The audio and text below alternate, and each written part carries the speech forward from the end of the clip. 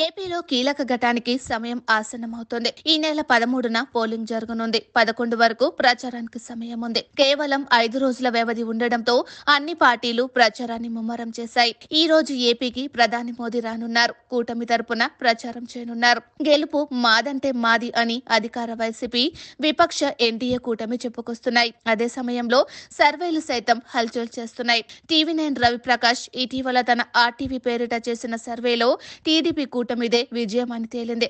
అయితే తాజాగా ఆత్మసాక్షి సర్వే పేరిట ఫలితాలు హల్చల్ చేస్తున్నాయి. సోషల్ మీడియాలో వైరల్ అవుతున్నాయి. 175 అసెంబ్లీ నియోజకవర్గాలతో పాటు 23 పార్లమెంటు స్థానాలకు ఎన్నికలు జరగనున్నాయి.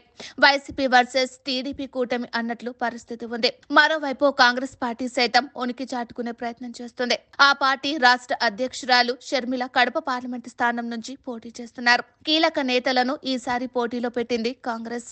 దీంతో కొన్ని చోట్ల త్రిముఖ పోటీ తప్పదన్న సంకేతాలు వస్తున్నాయి. అయితే కాంగ్రెస్ చీల్చే ఓట్లతో వైసీపీకి నష్టమన్న విశ్లేషణలు ఉన్నాయి. మరోవైపు ప్రభుత్వంపై వ్యతిరేకత ఎక్కువగా ఉందని, కూటమికే మొగ్గు కనిపిస్తుందని ప్రచారం జరుగుతోంది. మెజారిటీ సర్వేలు సైతం టీడీపీ కూటమిదే అధికారమని తేల్చి చెబుతున్నాయి. సరిగ్గా ఇటువంటి సమయంలోనే ఆత్మసాక్షి సర్వే వైసీపీకి భారీ గెలుపు ఉంటుందని తేల్చి చెప్పడం విశేషం. అధికార వైసీపీ మరోసారి అధికారంలోకి రాబోతుందని ఈ సర్వే తేల్చి చెప్పింది.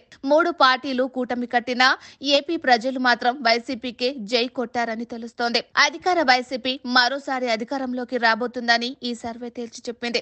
3 పార్టీలు కూటమి కట్టినా ఏపీ ప్రజలు మాత్రం వైసీపీకే జై కొట్టారని తెలుస్తోంది.